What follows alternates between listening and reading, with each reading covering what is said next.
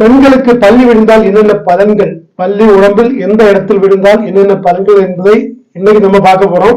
முதல்ல வலது கண்ணில் விழுந்தா மன அழுத்தம், கவலைகளான விஷயங்கள், கவலைப்படும் விஷயங்கள் வர நேரிடும்.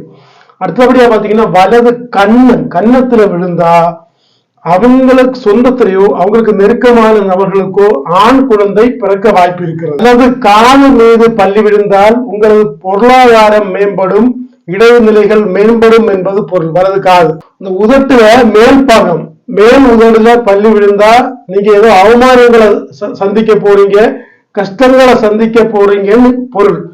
அதே சமயம் கீழ் உதடுல பள்ளி விழுந்தால் புதிய பொருட்களை, வீட்டுக்கு தேவையான புதிய பொருட்களை வாங்க போகிறீர்கள் என்ற அர்த்தம். பெண்களின் முதுகு மீது பள்ளி விழுந்தால் என்ன விஷயம் சொன்னா அவங்கள நெருங்கினவங்களுக்கு மரண செய்தி, ஏதாவது ஒரு கஷ்டங்கள் வரப்போகிறது என்பதை அறிகுறிக்கிற விஷயம்தான் முதுகு மீது பள்ளி விடுகிறது. பாத்தீங்கன்னா நகங்கள், வலது கை வந்துட்டு நஷ்டத்தை ஏற்படுத்தும்.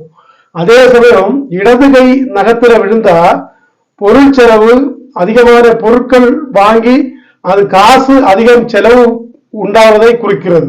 அடுத்தபடியா கைகள், இந்த கைகள் வந்துட்டு வலது கையாகட்டும் இடது கையாகட்டும் இந்த கைகளின் மீது பள்ளி விழுந்தால் பண தடைகள் உருவாக போகிறது என்று அர்த்தம்.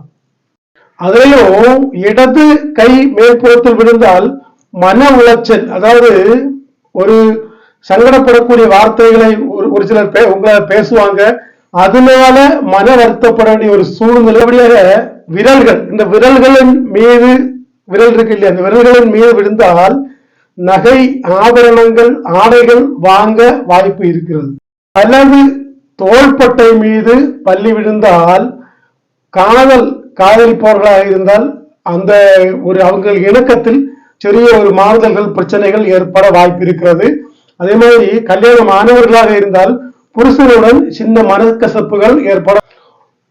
தொடை பாகத்துல, அது காலுக்க முட்டுக மேல தொடை பாகத்துல விழுந்தால் நிறைய வேலை அனுகூலங்கள், பொருட்கள் வாங்கக்கூடிய விஷயம், இன்னும் இடம் நிலம் வாங்கக்கூடிய விஷயம், காசு வரக்கூடிய விஷயம், நல்லதை குறிக்கிறது. தொடை மீது பள்ளி விழுந்தால் நல்லதை குறிக்கிறது.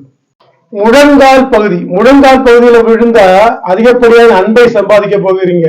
ஒரு அண்ணன் தம்பி ஆகட்டும், இல்லைன்னா கல்யாணம் கழித்தவராக புருஷனாகட்டும், எல்லா வகையிலையும் ஒரு அன்பை சம்பாதிக்கக்கூடிய ஒரு நிகழ்வு நடைபெறும்.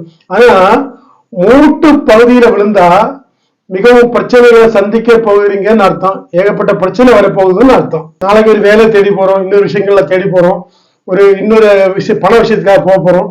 அப்படி இருக்க பட்சத்துல அதுக்கு முந்தைய நாள் வலது காலில் பள்ளி விழுந்துச்சுன்னா ஒரு அபசகரத்தை குறிக்குது. அந்த காரியங்கள் வெற்றி பெறாது, கஷ்டத்தை தரப்போகிறது குறிக்கிறது. கால் விரல்களில் பள்ளி விழுந்தால் ஆண் குழந்தை பிறக்க போகிறது என்று அர்த்தம். அதே மாதிரி கெண்டைக்கால் சின்ன முட்டு மாதிரி இருக்குல்ல, கெண்டைக்கால் பகுதியில விழுந்தா உறவினர்கள் நிரந்தரமாக வீட்டுல தங்க போறாங்க, வர போறாங்கன்னு என்று பொருள் வரும். நீ முக்கியமான விஷயத்துக்கு வரும், எல்லாம் சொல்லிட்டோம். தலைப்பகுதியில விழுந்தா மிகப்பெரிய ஒரு கேடு, கஷ்டங்கள் வரப்போகிறது, மரண பயத்தை குறிக்கிறது. இதெல்லாம் தான் தலைப்பகுதியில விழுந்தா. தலைப்பகுதியில நம்ம எப்பவுமே காகம் எச்சம் விட்டாலும் சரி, எந்த விஷயமா இருந்தாலும் 3 துள்ளி வெள்ளத்தை ஒண்ணு தலையில உதருங்க. அதே மாதிரி பள்ளி தலையில அப்படியே சாடி வந்தாலும் விழுந்தாலும் தட்டி தள்ளிட்டு 3 துள்ளி தண்ணீரை தெளிச்சிட்டு நம்ம குலதெய்வ வழிபாட மேம்படுத்துவோம், சிறப்பாக வாழ்வோம். இன்னும் அடுத்த ஆன்மீகம், பரிகாரம், ஜோதிடம், இன்னும் நிறைய வீடியோ சந்திப்போம். ஓம் நம சிவாய.